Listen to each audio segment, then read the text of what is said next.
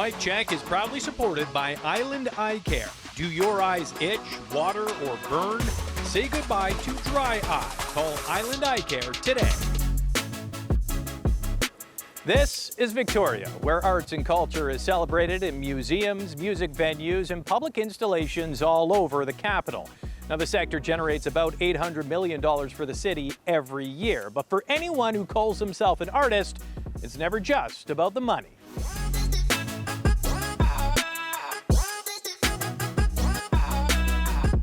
At the end of the first day, she took me aside and she said, "Why are you here?" Thought about that and everything changed.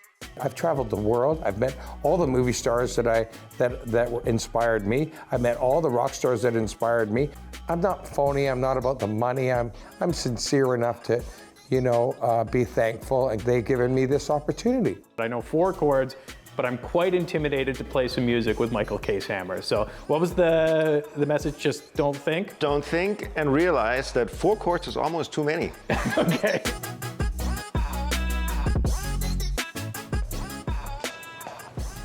Today, we'll meet 2 very different island-based artists who are both world-class talents in their own right. One is a rock star mural artist who's literally seen it all. The other is piano superstar Michael Kaeshammer, who CHEK viewers will know well. Michael actually played some of his first ever gigs right here at the James Bay Inn, but fell in love with boogie woogie thanks to his dad playing for friends at his childhood home in West Germany. And Michael graciously invited us into his beautiful North Saanich home to talk about his life and his career. We are here with the one and only Michael Kaeshammer. First and foremost, thank you for having us in your beautiful home, It's Michael. great that you're here, Paul. Yeah, and so tell us, where are you in your kind of comfort position at home here on the piano, or where we're at right now? Yeah, I mean, this whole room, there's the kitchen over there, and here's the piano, and bedrooms over there, and this is where I spend all my days. Yes, and you can check it out on MLS. No, we're not selling this house. He's here to stay. Michael Kaeshammer. Yeah. Okay, so if someone comes to a Michael Kaeshammer show, what are you hoping they take away, and what are you hoping they get out of it? Not everyone likes jazz or this style of music, and not that I'm playing jazz, but everyone's gonna have a good time. If someone sneezes, I say, "Bless you," even if I'm in the middle of a line, or I incorporate if something falls down, or if the amp doesn't work or something. I think that's fun. That's what makes it human. And this connection with the audience, I think that's the key. Most nights we don't have a set list, so I have a set list and I make a thing out of it where I crumble it up and throw it away. I remember you did that at your concert around Christmas time. That's not a shtick, that's really what's happening, and because you don't know what the audience is like or what I feel like at that moment. I have a repertoire with the band, so it's not like we're playing songs we don't know. Right. So I think people will just usually find joy in it, get away for an hour and a half, and be in the moment and have a good time, because I want to have a good time. Let's talk about your journey, and to start, let's go back to the beginning. And born in West Germany in the late 70s, just tell me about your childhood. I grew up in a little town in the Black Forest, Yeah. and when you say late 70s, I'm like, wow, yeah, late 70s. 77. Late 70s. Yeah, late Yeah, 70s, yeah. very late 70s. And my dad played some piano. Yeah. He played a little bit of stuff like that. Little boogie woogie? Yeah, a little bit of ragtime boogie woogie. Yeah. And he was the cool guy for me. Yeah. My parents used to have people over, and he would play, and then he was the life of the party, and I was like, that's what I want to be. I want to be like that. At what Yes. age did you start realizing, okay, I'm okay at this? Well, I started when I was 7 and had a really good first teacher. Yeah. So I never had to think about my technique again. But the piano is really because of my dad. Really? And that's maybe why I play blues, jazz, boogie, whatever it is that people call my music when I write songs. But that's all in there because of when I was 8, 9. You visited Vancouver Island when you were 9 years old. My dad wanted to just have everyone on a big vacation. Wow. My dad and my mom fell in love with Canada and the island. And then finally, when I was 16, I think, they sat me, my brother, my sister down and said, what do you think if we moved to Vancouver Island? Wow. And we said, yeah, let's go. And then a couple of years later, we were here. When I first moved here in the mid-90s, we had rabbit ears and 2 channels. And one of them was CHEK, and my English was terrible when I first came here. I got most of my English through CHEK. Oh, wow. Yeah, I learned English on TV, or through TV. Wow. So you were talking very much like a newscaster to all your friends, to everyone. Maybe that's why I was a bit You're like, on good stage. evening. Ladies Hi, and gentlemen. how are you doing tonight? And the weather. And when I first decided to make a living with music, they weren't that impressed with that idea. No. Wow. Saying, well, you can do it, try it out, but maybe, go to Caseammer or UVic and do something to Have a fall fallback back on. plan. Yeah, and I didn't. No, that didn't strike a chord with you, so to speak. You decided, I'm just sticking with this? I went to the George and Dragon and to the James Bay Inn instead. That was my college. That was your call. Well, and that's right, like learning trial by fire. After I created this buzz, I guess, around town, people would go to HMV. And at Mayfair, there was a lady who worked at a label, but she also worked at HMV. And she went to her label and she said, I had these people coming in asking for CDs of this Caseammer guy. Who is he? So then I got my record deal. Wow, that's how I got it. Yeah. And then what was that phone call like, that moment when, Well, hey, we need more of your records, people are asking for them? It was amazing. At the time, if you would get a gig in Vancouver, you made it, because you're off the island, So I was, and then Dal Richards, who was in Vancouver, he called me and said, hey, I want you to play with my band. And so I just kind of took what came next. Jürgen Goth at CBC started playing, Stuart McLean started playing this stuff. And then so it just kind of snowballed. And then when you're in Vancouver, Toronto is the next big step, and then when you're in Toronto, it's like, New York or New Orleans, and so I went to New Orleans because for me, that's the music my dad played. I always had that connection to it. And it was amazing because I remember walking around, seeing the street names, and it's like the same street names that were in Louis Armstrong songs. And I was like, wow, this is like my Disneyland, Yeah, it's right. amazing. And I got to play with a lot of musicians who taught me just how to do it right, I would say, how to get out of your head and just use what you do on the instrument to connect with people and find meaning in what you do, and not just, And that's still pretty, there's room for that too, but There is, yeah. But I'm interested in that conversation. But then you need something to fall back on. Yeah, you're like your dad now, right? Yeah, that's right, full circle. But I am interested in that moment, because when you are, in a room with these musicians, you're obviously very talented at that point in what you're doing. But was there a moment where someone sort of sparked something and said, hey, this is, lean into this, and what was that? There was a gospel singer, Marva Wright was her name. She's passed away years ago. And a friend of mine was playing piano with her. It was on a place called Storyville on Bourbon Street. But he had to go on the road, and he didn't have a sub for his week that he went away. Yeah. And so I just showed up there, but I didn't know any of those songs because I was more into my boogie and blues stuff, but they were playing Bill Withers and Otis Redding and real songs. And I was Sitting on the dock of the bay? Yeah, and I was like, okay, what's the chord progression? And the guitar player would just do this all the time to me, so I would know what to do. Wow. And then Marva came up to me, and at the end of the first day, she took me aside and she said, why are you here? And I said, well, because this guy told me to, he had to go away. I'm playing piano. But she said, no, why? What's the reason of why you're in this room? And then so in that week, I kind of thought about that, and it changed everything I did, really, from writing to playing to the people hired in a band. Everything changed. And so what was that why for you, and what was you find driving you? I don't remember what it was at the time, but it really made me realize that like music and playing an instrument, if you're not in the moment, it's really hard to do it. And like really, you have to be in the moment and shut off the brain.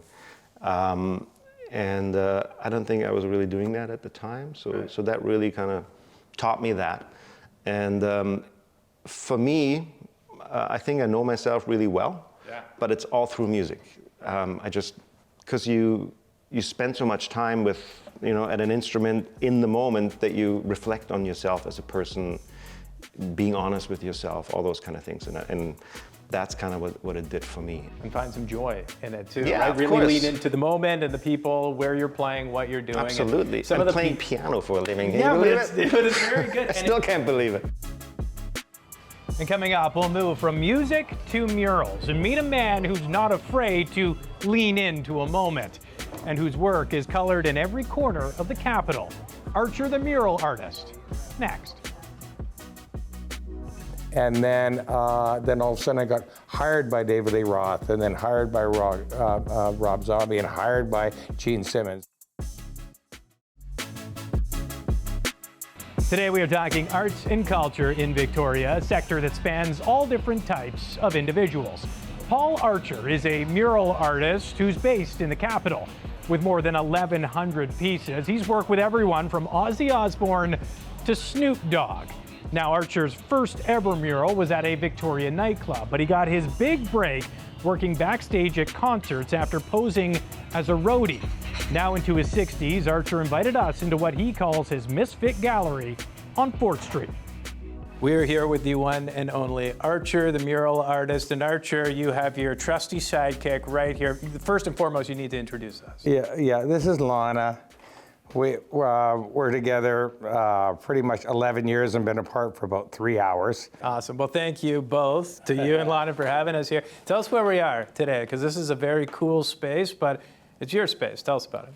The misfits that are out there that want to be able to showcase, how can they showcase in these fancy galleries? They can't, so bring it here, I'm open. And then we had like the ceiling tiles, for example, ugly white ceiling tiles. Who likes those? Nobody. So I said, why not take one home, do a painting on it, whatever you want. So this is your Misfit Gallery, so This is my Misfit Gallery for sure. I love that. 100%.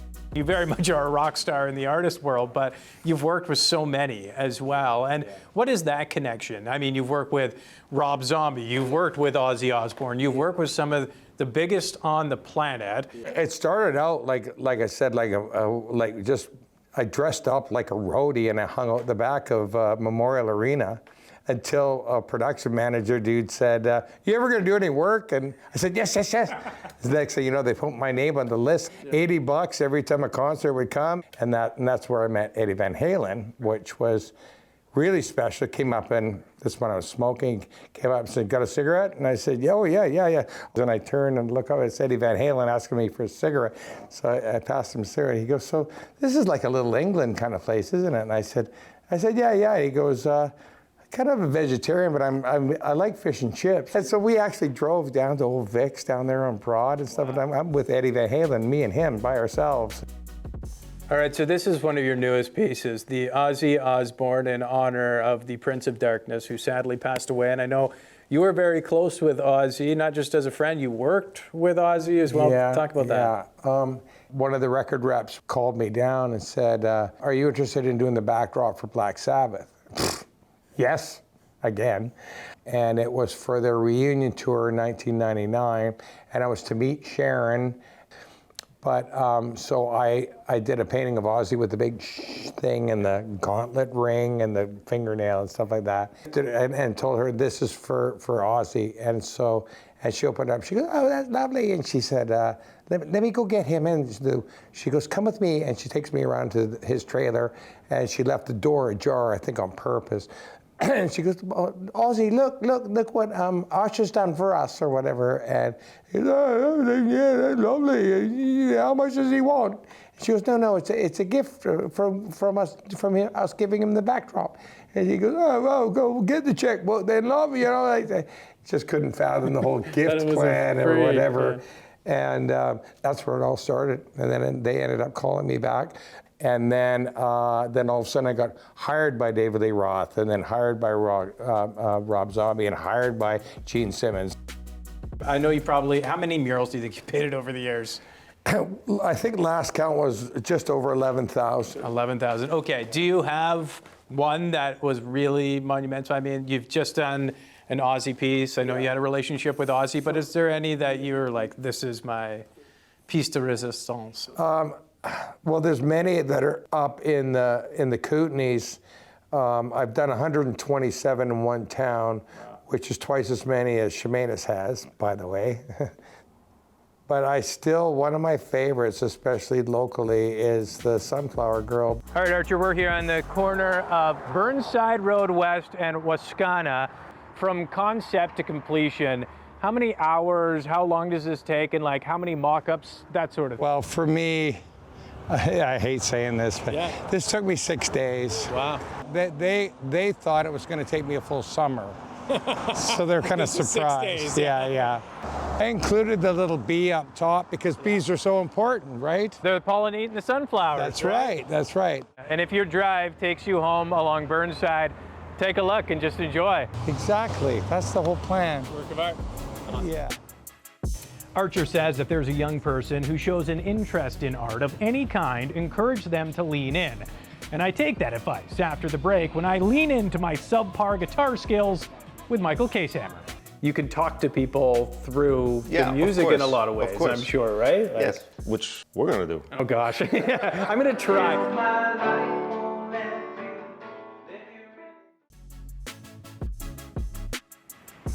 Today on MicCHEK, we've met two island-based artists who are very different people, but both incredible talents. For our final segment, we're going to head back to North Saanich, where Michael Kaeshammer lives with his wonderful partner Josephine and their adorable dog Vinny. Together, the trio makes up Team Caseammer, but no matter how big they get, Victoria is always going to be home. Talk about starting to find that success. So you got your label through HMB, then you're snowballing, you do your stint in New Orleans, and you're really kind of starting to generate that swell, which comes with fans and all these things. Does that start feeling overbearing, or is that just you just sort of really lean into it?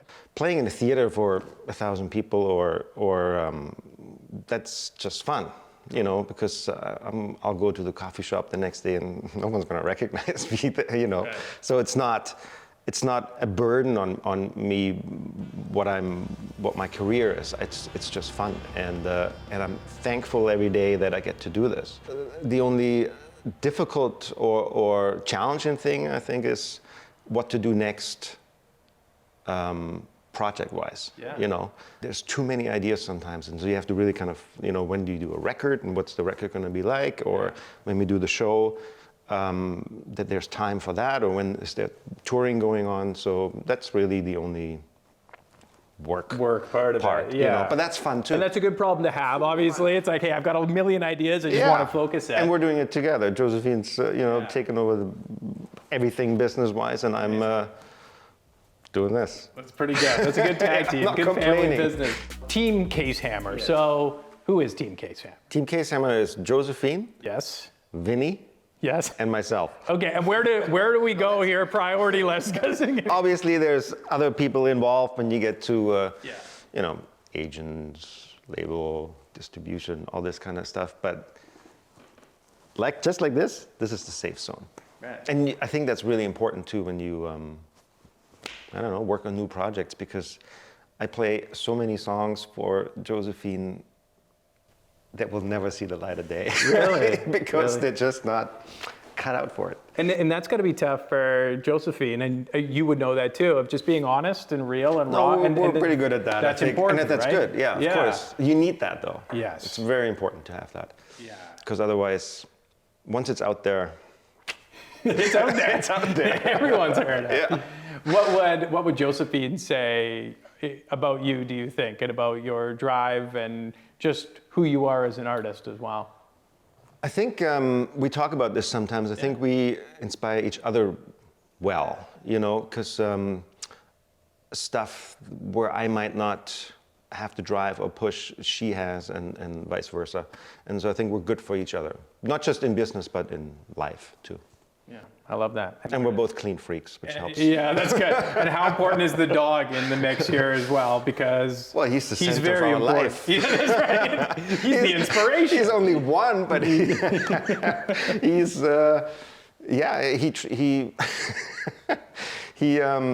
he travels with us too. When we travel, he just flew to Germany with us for the tour. the Caseammer's Kitchen. It is now a big hit on CHEK. Hi, I'm Michael Kaeshammer. Welcome to my home. And it's something because you're incorporating that joy of music, the interview style, but also another passion of yours, which is cooking. So maybe talk about that and how that came to be, so to speak. Well, really, the pandemic helped in that case because, as you can see, the kitchen's right there, and so we would cook. Piano is right here, and then I would play some piano while the stuff's on the stove or whatever. Yeah. And I love cooking. It came through bad food on the road, really, because you get a lot of processed food on the road, and so I started making everything from scratch. And then Josephine said, well, why don't we get some cameras in here and do this together with people, you know? And then we kind of came up with the concept of inviting friends. At the beginning, it was just going to be musician friends. And we thought, well, Randy Bachman would be great because people know him, and he's on the island, and he's a friend, so it would be perfect to start with him. And then so we came to CHEK. There is something beautiful and almost poetic about the fact that, you know, you sort of fell in love with boogie woogie and all that when your dad is playing around the home with friends, and now you're doing that as a television show. There's got to be something That's true. cool I in never that. thought about that. Yeah. That's totally right. You're totally right. Yeah, that's it's so much fun to do this show. It's for me. I love touring, and I don't mind flying somewhere, but this is the highlight for us. And we get to know so many new people that we didn't know before, because now we're in the middle of the third season, so now we have to start inviting people who are not friends, but who people know. That's why we're here. That's right. Well, we're friends now. I was a drummer in a band. Yeah. We weren't very good. We called ourselves the Moulet Militia because we wore fake mullets. Okay, nice. But I know 4 chords, but I'm quite intimidated to play some music with Michael Kaeshammer. So what was the message? Just don't think? Don't think and realize that 4 chords is almost too many. Okay. A good song is 2 or 3. That's right. Yeah, there's like 4-chord country or something like that. Okay. So I'm just gonna start kind of riffing around. Follow you. You follow me, I'll follow you. You follow me, I follow you. Okay, let's see.